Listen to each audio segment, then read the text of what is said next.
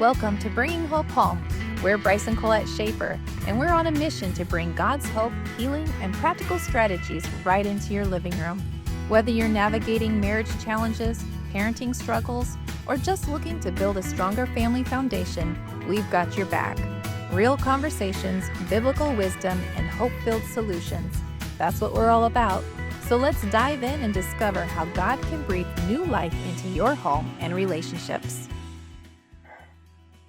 Hey, welcome to Bringing Hope Home, and we are your hosts, Bryce and Colette Schaffer. So glad that you're here with us again. That's on another awesome. Week, week in May. Another week in May. And another week to look on the fruit of the Spirit and putting those seeds of patience this month into our life. That's right. So patience is something we all say we need more of. Whether it's patience in our own life, patience with our spouse, patience with our kids. Patience at work. Patience at work. So anytime why do we we're say dealing that? with somebody else, I think we need patience Why because it's would not that on our timetable. Right, it's not on our time. We can't control everything. Can't control others. Right, especially. Which is, we'd like to control We would others. love that. And there are those that are out there to control others, and that's their way of dealing with things. Mm-hmm. But that's not the way God wants us to deal with it, because he doesn't control us. So why would he want us to control others? It's kind of off topic, I guess, but... Well, it's true, though. I mean, a lot of times when we're impatient, it's because we would like to control the whole thing. We want it in our timing. Yeah. And I was thinking the other way of patience is we're so excited for that one thing to come in our life, like Christmas, or, the guys, you'd get this, the NFL draft comes. Oh, I can't wait. I can't wait to see who we pick next, or, to do this one thing. Yeah. Or whatever, you're waiting for that trip. Yeah. I mean, we got to be patient. It will come with time, and you got to get through A, B, and C, and this month and that month. And the same thing with God. We forget that sometimes we can't see that mark on the calendar of when that manifestation or that, that's going to break through for us. But we just have to be patient and say it's coming, because we trust in God. Mm-hmm. We trust in him. We trust in you. We trust the process of growth in ourselves to get us there. So today we wanted to talk about patience with marriage. Right. So as spouses, where is it that we grow impatient with each other? Oh my goodness. And there's probably a lot of friction points, but we could call them, where we're impatient or grow impatient. But typically I think it boils down to you're not doing things the way I want them done. Yeah, or I don't in my time frame. Or in the time frame. Yeah, are you not? Yeah, or the same value system as well. Mm-hmm. Yeah, so, because you're putting two of us together in the same space day after day. Mm-hmm. So just have impatience for, how somebody's personality, how they maybe handle things that you think is different or should be different. That happens. So let's talk about that a little bit. Yep. And the first thing is, I think we got to realize that we have different personalities and different viewpoints. Mm-hmm. And that's tough sometimes. Let's use it as a strength, not a weakness, or not a point where, we're different personalities for a reason. We can balance each other. Mm-hmm. I think that's good when they say opposites attract. And sometimes that opposite, though, can cause the friction. Yeah. And so after the honeymoon period, that's where I was going with that. So you have to learn God gave each other to one another. And with that, I think I need to glean from the other personality and styles that they have and use it as a strength for me in my life. Mm-hmm. Rather than a agitation point and a frustration. Mm-hmm. For sure. So, That's definitely one of those, like, what if someone's a little more patient or a little more, slow in processing things, and you're a do, let's do it, let's talk about it, and we were kind of that way to begin with in our life. And so that's one to bring up, is like, I was one that always liked to hit things head on, get it done right away. I saw in the word in Ephesians that it says, don't go to bed angry. So let's get everything off on the table and finish it right now. And you were more of, I need to process. I need time. Well, Let's slow pump your brakes, you Bryce. just wanted to talk in circles. Well, That's what it was. that might have been it. And I'm like, I'm done talking. Probably is it. I don't need to talk. I don't need to process this anymore. Let's take that. I mean, so some you could misinterpret it as slow, or lazy. Like, I would always say too, aren't you worried about this? That's what I used to. I don't say that anymore. I haven't said it for years. But I know in our first part of marriage, I would say, aren't you worried about this? You don't seem concerned. And it would be, I came to realize that God just has this in your life, and you're not gonna concern yourself with something you can't be concerned about or control. Right? So that was definitely it. And I would always see things as more urgent. But everything for me is urgent. Right? You're that type 1 personality, though. You want full control, and you want to take care of things. Don't put off for tomorrow what you can do today. That's one of my favorite slogan. Don't put off for tomorrow what you can do today. That's a great slogan. Which is really good. I mean, most of the time, that's really, don't put it off. Don't procrastinate. Right, because if you do, you could lose out on things for tomorrow. And I've learned in a lot of things to bend towards that. And right, so and in that too is imperfection or perfection, and people are looking for that perfection, or so much in the imperfection, too much. And so there's this balance. And so with patience, we have to have patience with each other. We have to have patience with the situation. We have to have patience with our children, because we find out real quick as parents that little one that you created does not have your mindset or your value system, and doesn't see things your way. Well, that's, even in a couple, if you're facing like a life decision or something, you may already see it the way it should be, and you're waiting for your spouse to get on board. Or, that's a lot of times when let patience have its perfect work, like we talked about last week in James 4. James 1:4. Let patience have its perfect work. Sometimes it might take a while for your spouse to get on board. Maybe it's their personality. Maybe it's they need more information. But to not go ahead without your spouse, like, you need to have, that's disrespectful. That's disrespectful to what they need. So working that out, communication is huge there. Just talking it out. What do each of you need? Right. How can you respect your timetables of what needs to get done? Right. So you wrote down some common friction points. So I'll just say all of them real quick. Missing the value of the task with each other. You're missing that value. You place a higher value or a lower value than your spouse does. And because of the valuing it or prioritizing it, it's not going to get done the same way that you think. And that's definitely a friction point.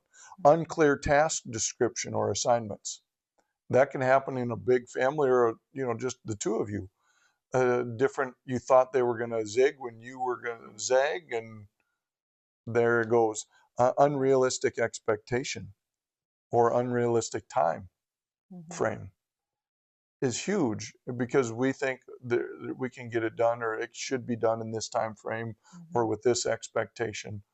See that a lot too with if a couple has just been together not Right. very long, Right. Newlyweds yeah, or you might whatever. have some expectations there from the way your family did it that isn't the way that Right. your So spouse you is got to doing give it. grace in all these for sure. And that's one to Mhm. put it in.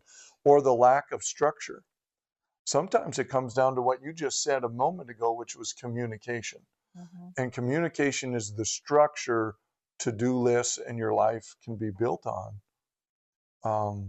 Because without that communication, you can't know expectation. And It's easy to get impatient when right. you haven't communicated. And you think the other can just be a mind reader, especially if you've been together long enough. We're to that point a lot of times I know, like 30 where years. you think, wow, they should know this by now, or you think we should be on the same wavelength by now.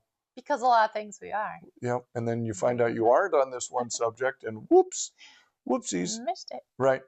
So what do you do in those friction points of waiting that cause that impatience? What do you do? Well, the Bible is very clear about serving one another in love. Keeping love there. And again, love is not a feeling, it's a choice. And if you go into 1 Corinthians 13, it talks about it doesn't get jealous. It doesn't do, da da da da down the list. It's not about feeling. It's about really a choice. Serving your spouse or serving somebody else. Their wants, needs, not getting haughty, right? not So getting if hot under the you're, collar. so let me throw this out at us. Listening.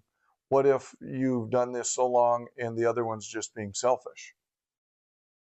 And so now walking in love, giving them grace, it's to that point of now it's too much and now it's built up. So what do you do? So I'm going to answer my own question there. When you have given so much grace and so much time, and now you are so not impatient, but you're so agitated, then what you need to do is a couple of things. Start communicating. Start telling them this is really causing without issues. Yelling and nagging. Right. Without, it has to be done at the right time, at the right place, in love. And then sometimes you might need to have some help. Seek a pastor, seek a friend that, you both look up to help mediate that a little bit. But don't let it fester, because that's where the devil loves to live, is in the festering of things. So if you're feeling like this impatience is turning to festering of bitterness and resentment and I can't handle this anymore, then that's the time to start opening up instead of closing yourself off, and then talk those things out, and then both of you be doers rather than just hearers only in those things, and that's James as well. So how do you get through that then? A couple podcasts ago, I had a 3-2-1 on getting some peace down and figuring things out. Well, I'm going to give there's a fellow that says a 1-3-5 rule when it comes to being practical and patience and getting things done. And his name was Alex, and I can't say his last name, so Alex C is where I'll go with it. And you tried it too. We don't know, but he is 1-3-5 rule is you need to, as a couple, and I'm putting this into couple terms, but really find one major task. What's the one major thing that you are both going to focus on, goal oriented toward?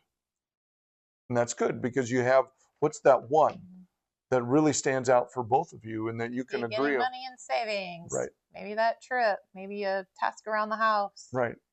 What is that one major thing that you're going to work toward together? That's important. And then that 3, what are 3 2. or three medium size, or you could do 2, it doesn't matter. Gotcha. 3. But 3 medium sized tasks that maybe you can work on together to get to that bigger assignment or to-do list. kind of thing. And then that 5 is, what are those 5 small tasks? And maybe you can divide those up. You do this one, I'm going to do that one. And again, it doesn't have to be 1, 3, 5, but it certainly, if you have one, you can find that one thing. And here's the thing, I'm going to talk to the women because this tends to be more women. You want more help. You want your spouse, you want your kids to help. But then if they don't do it right, you get irritated. It's like, oh, I'll just do it. Yeah. I know that's me. If, yeah, I want the help. You need to do this. How come you're not doing it? But then it's not done right. So just let me do it. Or nag. Yeah. Yeah. With your spouse, especially don't nag your spouse. But right. Yeah. So yeah, don't do that. That doesn't help or No. solve anything. No. Right. Need patience in letting them do it the way that they right. do. And again, then that usually comes back to the value system that you have on it and how it's supposed to look in your life or your kids' life. And some of those things you need to teach that value. It all comes back to communication. Right. For sure. Yeah. So in this too, you got to respect, especially if it's your spouse. If it's your kids, you got a whole other hierarchy there. Yeah, we'll get into that. Another podcast. Yeah. But if with your spouse, you got to respect their time, their space, their value in these things and communicate, like you're saying, to make sure that everything is out on the table and you both understand where you're coming from.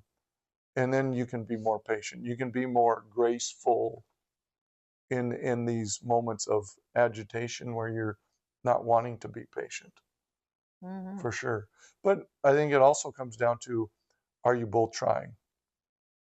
That's all the other one really wants to see. Yeah, you putting forth the effort. Are you putting forth your effort?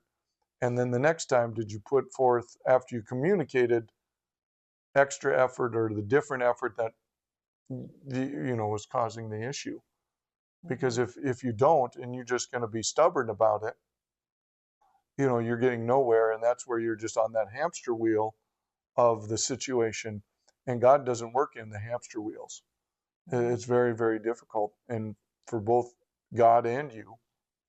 And so you need to get off that and do things a little bit differently, I think. So anyway, yeah. So, communicating in these different speeds is one of life's challenges that we're talking about today. Yep. And if you need a little extra help or coaching in this, we're here for you, by the way.